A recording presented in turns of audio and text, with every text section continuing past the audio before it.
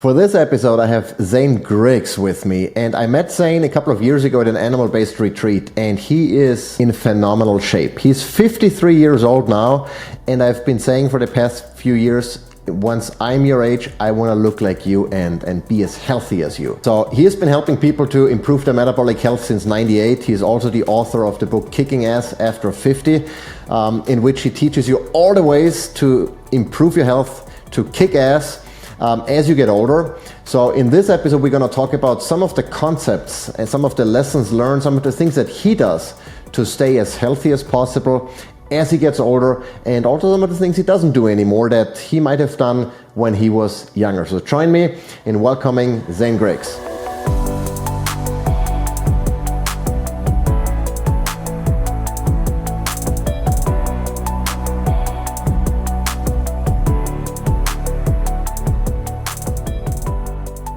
All right, Zane, thanks so much for joining me again. We talked already a couple of months ago on a YouTube kind of fireside chat, and I really wanted to bring you on the platform because I know that, first of all, you're incredibly fit. You're over 50 now. You were already over 50 last time we talked. Yeah, I'm 50. I'll be 53 in just a couple of weeks, actually. Yeah, early November, mid-November.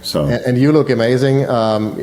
We've met in person a couple of years ago as well, and I'm like, well, I wanna look and be as fit and healthy as you are when I'm your age. I mean, I'm 10 years behind you, so not too far off, but still a decade is a long, long time. I would think a lot of things can change for the better or worse within 10 years.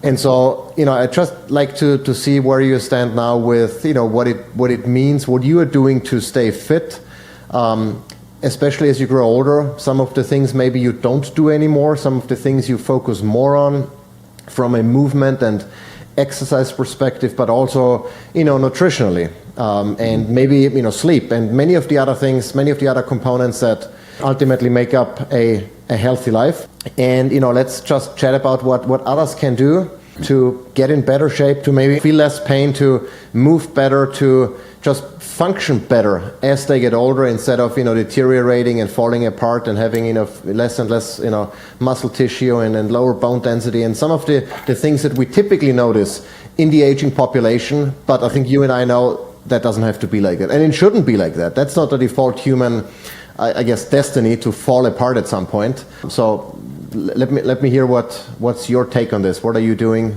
What are you recommending? What are you not doing? I'm trying to do everything I can, to be honest, because I figure throw the kitchen sink at it, because you got one shot, and you do feel the difference. There is a big difference between 40 and 50, just to warn you. You do feel it. That's quite a decade. Yeah. And I started noticing things in my late 40s regarding recovery that I hadn't noticed before. And as we've talked before about mobility, I just wasn't moving as well. Things were stiffening up. I was having some achiness and pains in my hip after working out, especially if I was trying to work out heavy. And so I realized, okay, I've got to do some things differently. So, because I want to hang on to the muscle, I want to keep working out, and I want to keep sprinting, and I keep doing the things that I know are going to be great for me to retain muscle mass and speed and have my nervous system ready to fire when I want it to. Those things are all important. I would never neglect those, but I did have to make some time. Like, well, I'm going to make time for some other things. We only have so much time.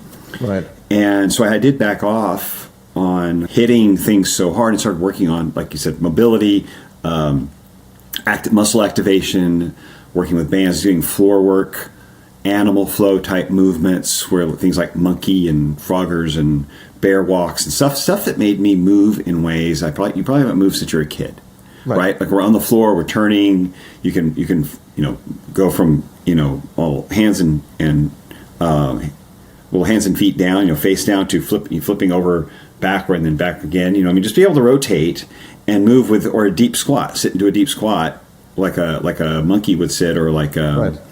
We see actually a lot of people sit that way in Asia. People in Asia, like they rest, they're taking a break, they're eating lunch, and they're sitting in this deep squat. And I think in the West, we don't move like that anymore. We don't sit like that anymore. Yeah. And so we end up in a chair most of the day. We don't even stand anymore. So realizing that the chair was killing me, and I couldn't not work on a computer anymore. I couldn't do things like this. I can't stop that, but I did need to add in just some movement in different ranges of motion that I wasn't doing to open up those joints because we've all seen the older guys in the gym that they spend a lot of time under the squat rack and the bench press and they're getting bigger and bigger, but they move like robots. Right. And I didn't want to move like a robot. Yeah.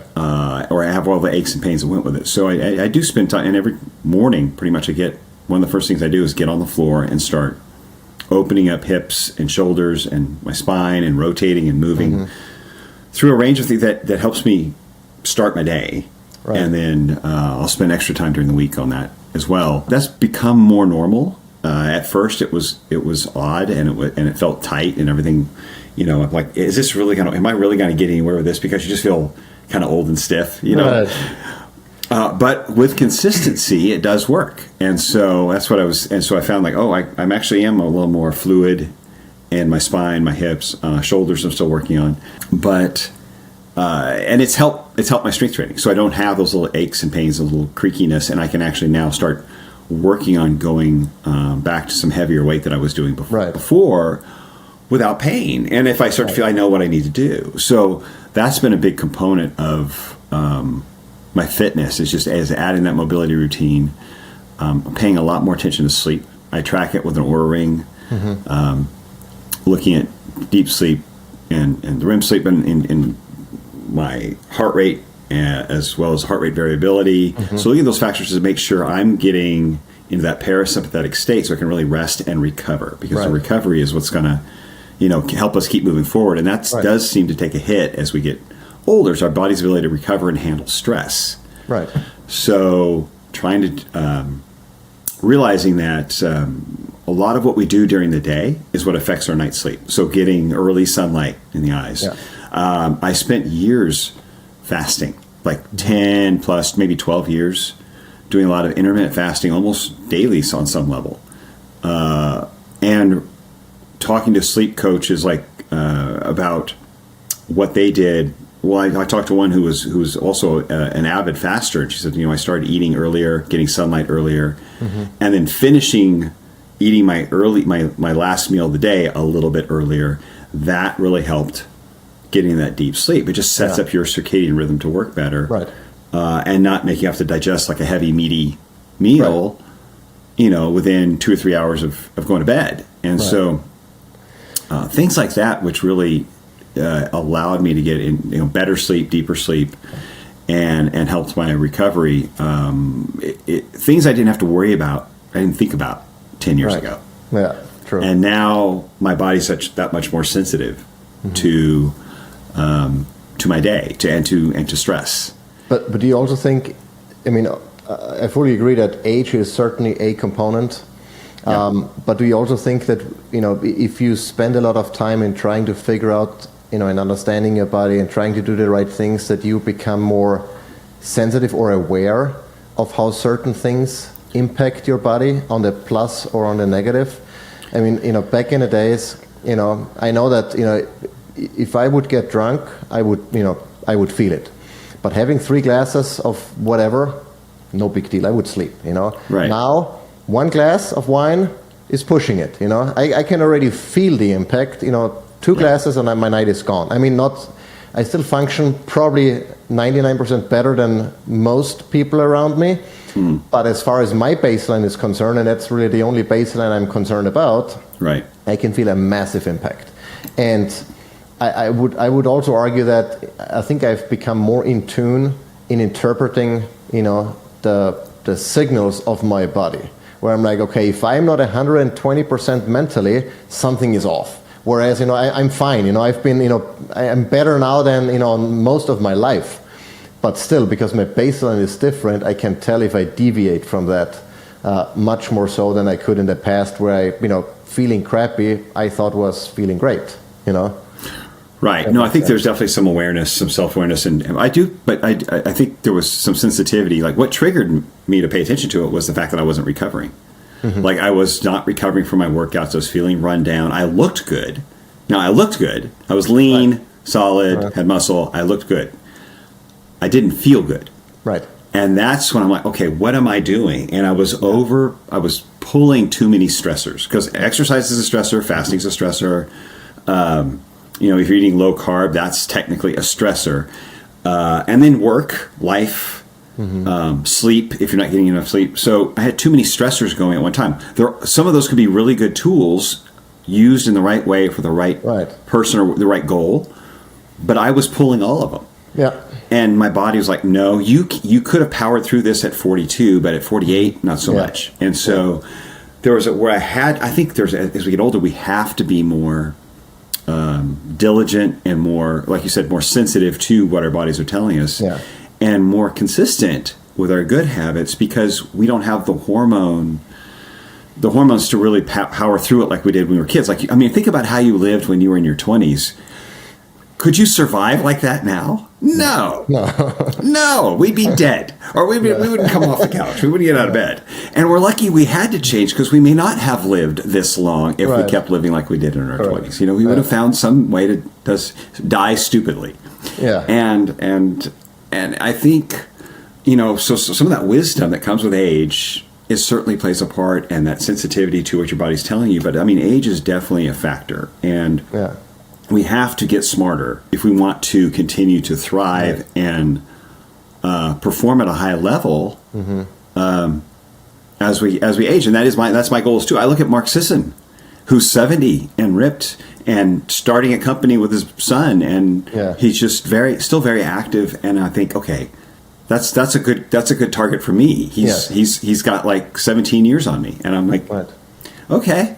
I mean, we need to find those targets, I think, and those icons, or those, I mean, role models really is a better word. But he is an icon, and he has demonstrated from being open about his mistakes, about doing too much endurance training and too much, you know, how that affected his heart, to now, you know, he sprints, he lifts, he walks, he does a lot of activity, he eats really well. I mean, people have done it. It's just that the majority of our population isn't.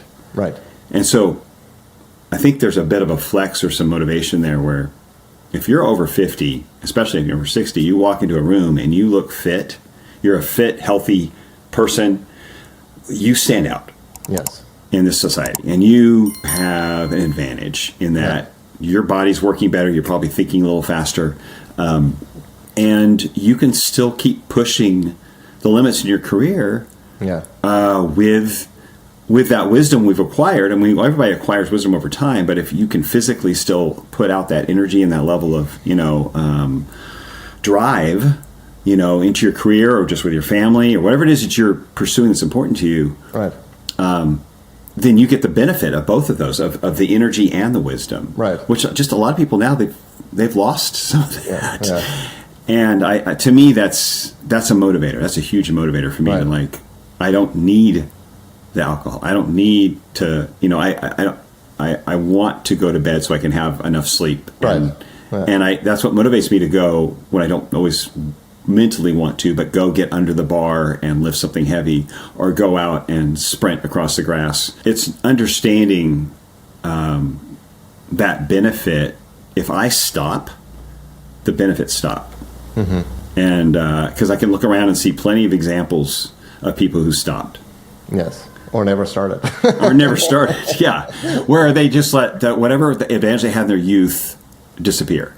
And I'm trying to fine tune that and get smarter with my workouts and allow recovery between works. I certainly don't work out the way I did in my 20s or 30s, but I pay attention to recovery. But I can still get some intensity in there, and I can still hold muscle, obviously. And for me, that's a motivator. I don't want to give up on. I don't leave money on the table. You know, I don't want to give up on health as I age just because it seems too difficult now. It's more difficult than it was in my 30s. That's not a good excuse for me. You know, I think one of the main issues that a lot of people have is, you know, living a healthy life or making healthy choices appears to be a struggle. Meaning, it's almost like you're fighting against yourself to do better. And if you're in that mindset, you know, there is very little anyone can tell you, I feel like, to say, okay, you know what, you're right, you know, I need to make those changes. And I don't know at what point in my life something in my head changed, where I now suddenly enjoy doing those things. You know, for me, eating clean, working out, doing all of those things, they're not a struggle. They're not like, oh, today I have to, go to the gym again, or I have to. No, I want to. I choose to, yes. And I enjoy the process. And I wish I could tell, everyone, okay, this is how you do it to make that switch. What is your take on this? How do you increase the likelihood of having people make that switch? That's tough. I've had someone else, a good close friend of mine, who coaches people at career coaching and stuff. This is his thing, to help people move forward. He says, "What is the voice in your head that says I need to go out there and put myself through this work?" Mm-hmm. What is the voice? I'm like, I don't. I've had an innate desire to understand longevity for a long time, like through my 20s, right? And so it's always been kind of like a place of curiosity for me, and just learning and so tinkering. And so I enjoy tinkering, so I'll try different things, like I tried with fasting or with low carb. And so those things were things I, like, before I asked my clients to do them, I was doing. Mm-hmm. And I'm a tinkerer. I just play with stuff. And to me, I have a natural curiosity about it. But there are still plenty of times when I was like, I have to tell myself to go start doing the thing that I really don't feel like doing right then. And once I start, I'm good. But I still have to tell myself to start. And it's seeing, for me, it's real simple. I see people who are my age or older and the condition they're in, and I just have no desire to be that way. Right. And that may sound judgmental, but it's really just, what do I want? And then I make the choices to get what I want. And if I want a high level of health and performance, so I'm still, cranking it out in my 70s and 80s, then I do what I know to do best. And that may change. My understanding of that changes every 3 or 4 years, certainly different than what I knew 10 years ago. And that may continue to change. Mm-hmm. But my plan now, having a plan, any decent plan, moving in the right direction, is not ever going to be perfect, but it's better than no plan at all. Right. And so if you just say, well, I don't know, I can't figure that out, or I'm not sure about this, or I'm not sure if I don't feel like, I look in the mirror and I get discouraged, I'm not sure. You've got to do something and take steps forward, but whatever you're doing is better than doing nothing. Right. You're at least moving in the right direction. And so I try not to get perfectionist about it, mm-hmm. but I think, okay, what can I do today? Mm-hmm. What do I feel if I'm having a rough day? Because everyone has good days and bad days or busy days. It's like, well, what can I actually do today? And I do what's positive. But again, over time, like you said, with alcohol, for instance, it's like I desire the benefits of not having that drink more than I desire the drink. Right. I desire the benefit of eating food that I understand what's in it. I made it. I understand that, it's whole food and my body's going to use that better than a processed food. So to me, that's a reward. Mm-hmm. And so I've gotten to the point where the reward of how I feel and how I perform is higher for me than the short-term pleasure of whatever that thing is that I'm giving up. Yeah. And that's just where I am. And I don't know how to convey that to another person. Mm-hmm. It's almost, there's got to be a drive in there already, I think, to have that. And not everyone's going to have it. Right. And I had to resolve myself to understand not everyone is going to have that same desire or drive enough to make the changes they need to make. And I just had to let them go. It's like, okay, that's your call. I'll help you as far as I can help you, but I can't help. I can't want it for you more than you do. Yes. And there is, certainly the argument that many people make is, well, I only have this one life and I want to live it to the fullest. And, living to the fullest, it means something different to me and, and you than it means to someone else who, just wants to be drunk every day. But ultimately, it's a choice. You at least you're making the conscious decision, to spend it in a certain way or to live it in a certain way. That's better than not thinking and just, running with everyone else and not, So, there is certainly, that thing, because, who says that, being healthy, makes you more happy than being drunk? Maybe if you're drunk all the time, you're happy. I don't know, I like not to think so, but, then again, who knows? I don't know everything. But one thing that I've come to realize is the more and more I deal with, homesteading and raising animals and stuff, animals always eat dessert first. If you put a cow out on a pasture, they eat the most succulent, grasses. Eating the clover first. And then eating the sweet exactly, grasses. before everything else. They always eat dessert first. And, Joel Salatin likes to, really make that point. And I'm like, well, ultimately, we're animals too. If you put something that's very tasty in front of me and something that's not so tasty, I mean, just to give you maybe not a great example, but if you put steak and liver, cooked steak and cooked liver in front of me, I'm going to have the steak first because I enjoy it better, honestly. Yeah. Even though one could argue, liver is the more, but I have the luxury of choice, and so I think.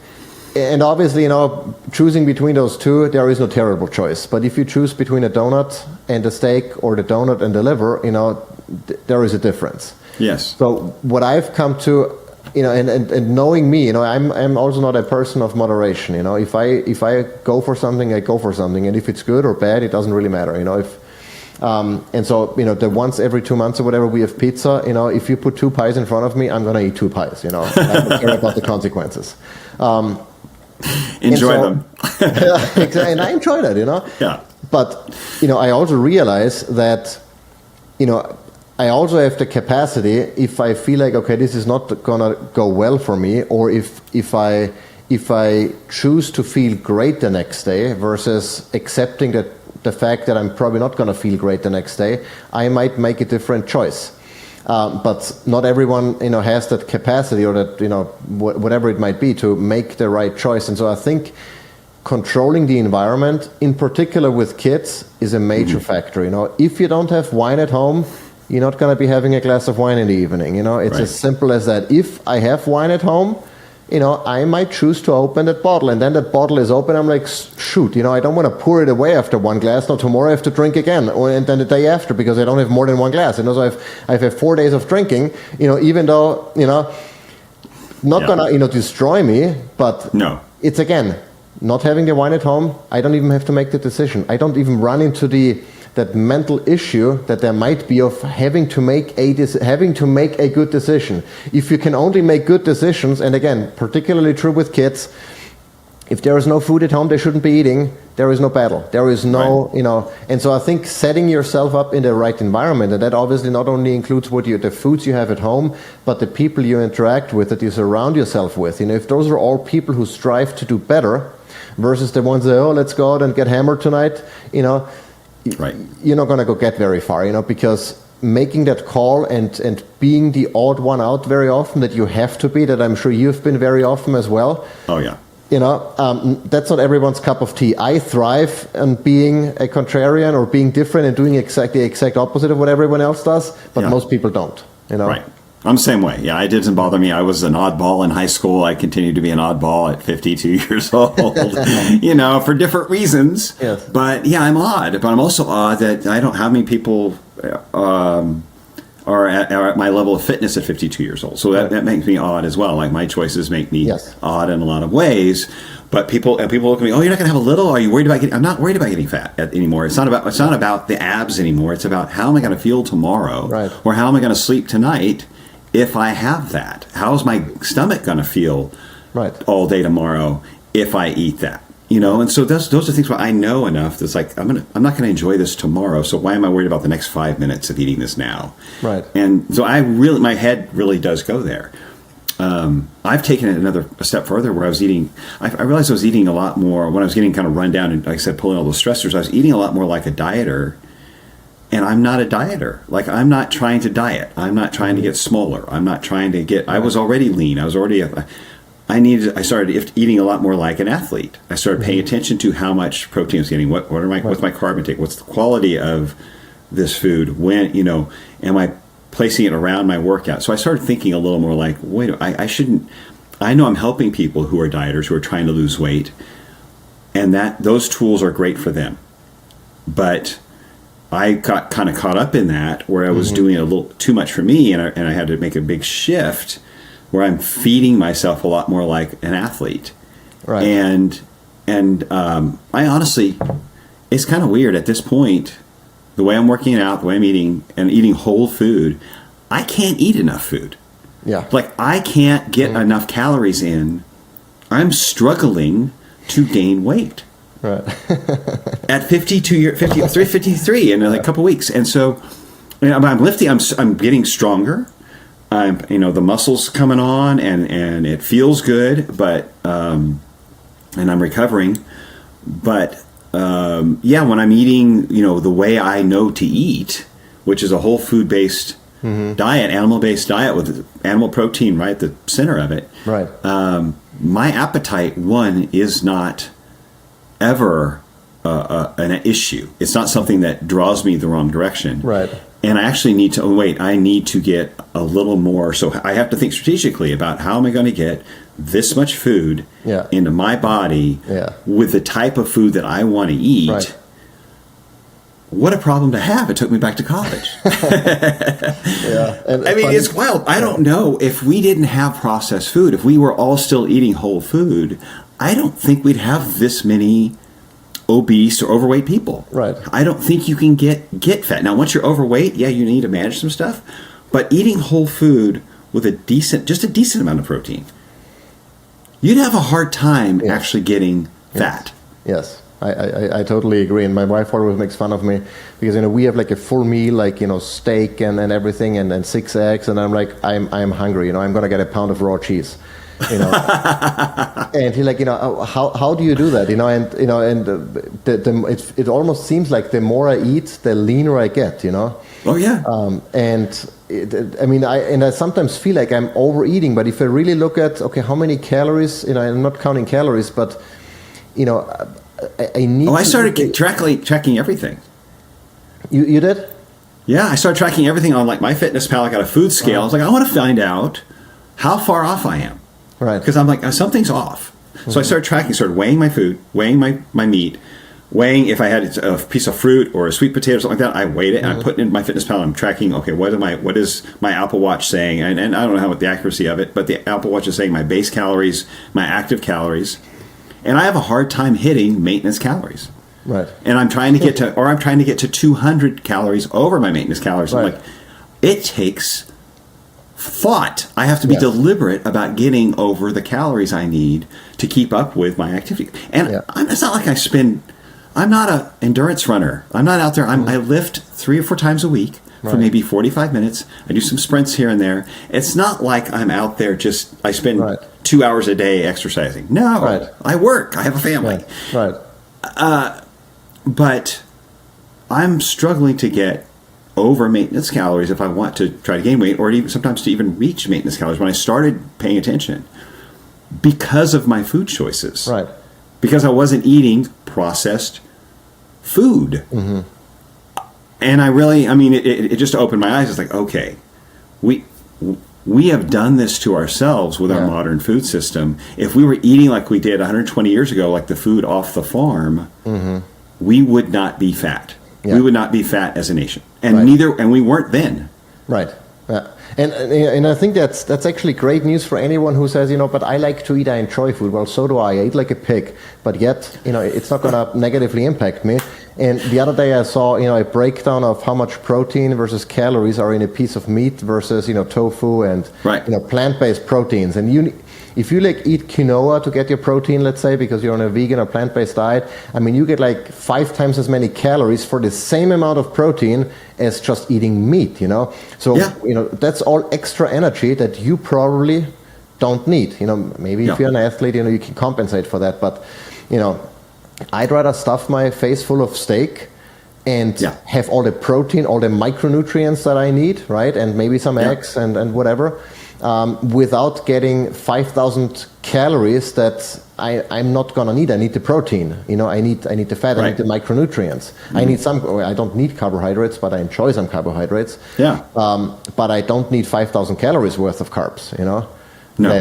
that you get with, making the wrong food choices. And so I think that's really good news for anyone who says, I like to eat. Well, if you eat the right thing, you can stuff your face until you're really full, and you're still gonna be in good shape. Yeah. Especially if you're active. If you're in any way active, you don't have to be a bodybuilder. You can just be somewhat active. You do a little bit of strength training, movement, and then you just get out and move where it's right, something basic movement. I mean, if you're just in any way active at all, and you're eating some level of whole food, it doesn't have to be a specific diet. Just don't, keep animal protein in there and whole food for anything else you may feel like you want or need. You're not going to get fat. Right. You're not. And you're going to have and you're going to feel good, and you're probably not going to have the hormonal issues, the metabolic hormonal issues, leading you towards metabolic syndrome that the other people around you are having because they're eating food that's been made with high carb, high fat, very inflammatory fat, combined to make this really addictive food that's so low protein. Like you said, most of it is grain based. And that's where we have gone off the rails, and that's what it's taken us. You can track it with the introduction of processed food into our system, into our food system, and the increase of metabolic disease and obesity. It's not hard. No, it's not rocket science. It's very straightforward. One thing I want to get back to, what you said in the beginning, like moving like an animal. Like the other day we went to the zoo and I saw orangutans.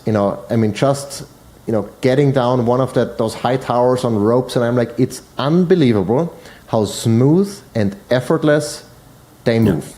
I want to be able to do that, and if I'm hanging on that rope, and just doing one pull-up and getting to the next rope or the monkey bars or whatever, I don't look like a monkey. I don't necessarily have to look like a monkey, but I feel like I want to feel as smooth and as painless as a monkey doing this. For them it was nothing. If I have to do the monkey bars, and then maybe climb something up and something down, I'm like, oh, that was tough, and I'm stiff and what have you. And it shouldn't be like that. So, for me, it's like, okay, I want to be able to, or, I would recommend for anyone, just get on the floor and try to get up and really assess how you feel. How stiff are you getting off that floor, or rolling out of bed? Do you have to lean and hold and brace, or is it just a smooth, painless movement that feels good?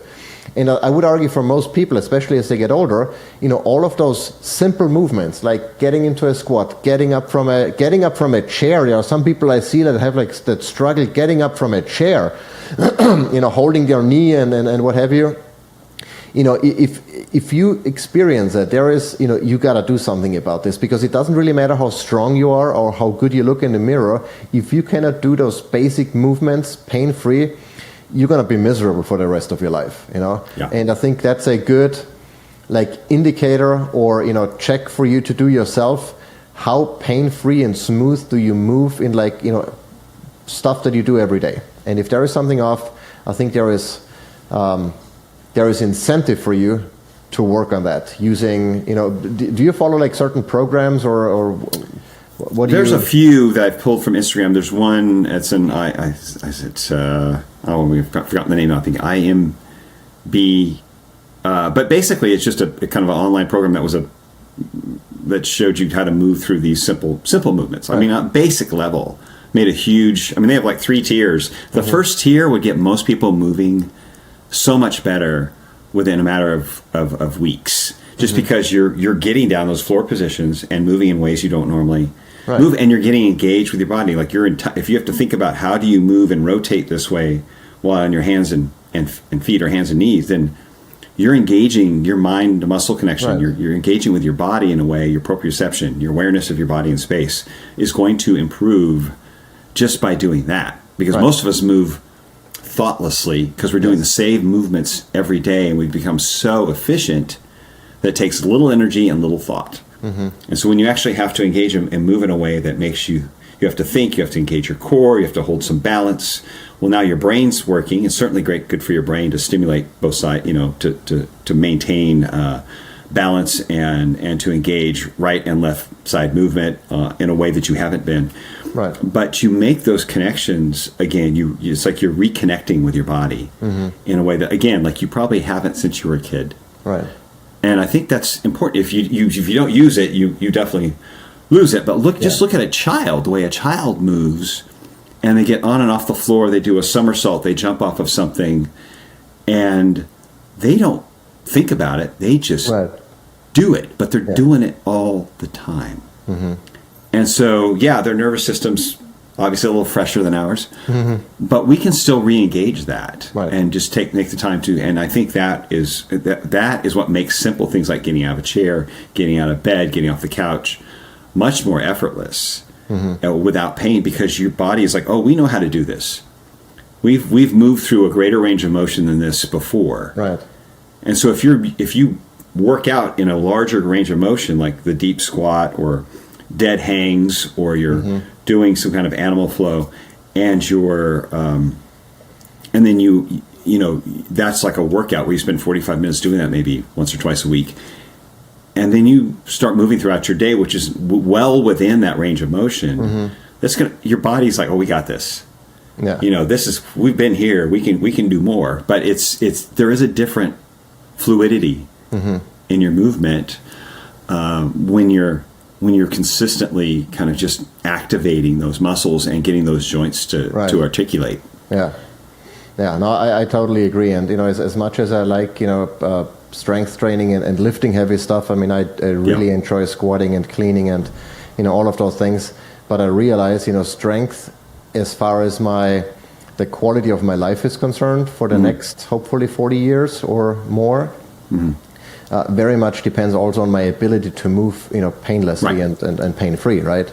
And so I really want to make sure I incorporate those movements, which for the most part are free. You know, once you know what to do, what movements to practice, you can do them at home. You don't need a coach. You don't need a gym membership or anything to do those, right? No, you do them on the floor. You go out in grass if you want to do them. I mean, they're really simple. Yeah, and it's just I consider it just as important as strength training, as resistance training. You know, because again, you know, I can still lift fairly heavy, but if I feel like, you know, I'm in pain getting out of bed in the morning, you know, what is a 400-pound front squat going to do to me? You know, it's not going to bring me forward. You know, I'd rather get out of bed pain-free and only squat 350. You know.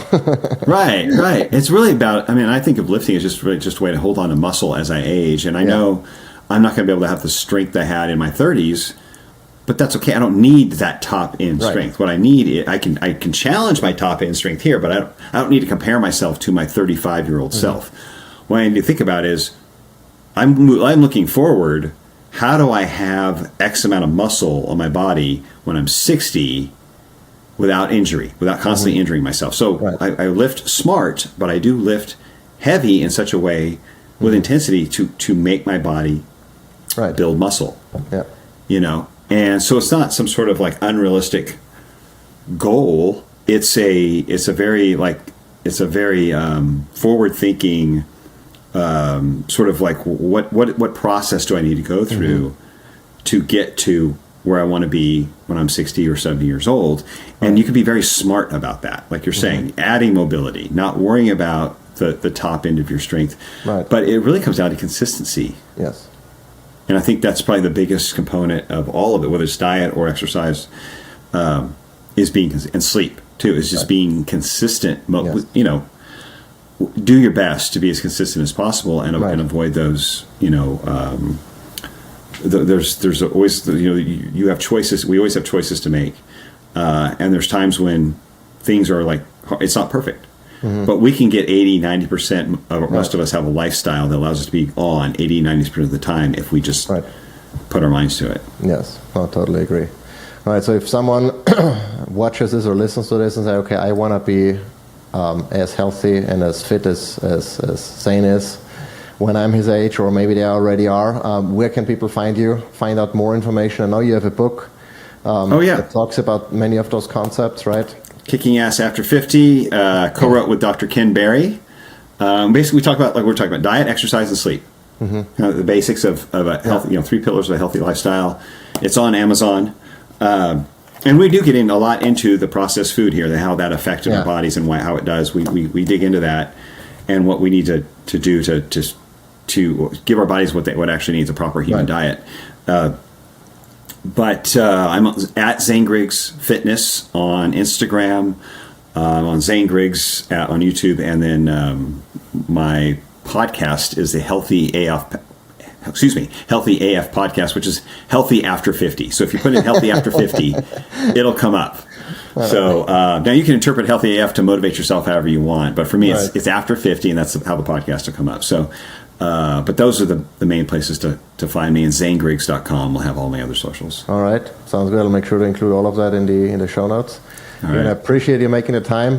Very good information, and hope we'll talk again soon. Maybe when you're 60 and hopefully I'll see you at and I'm 50.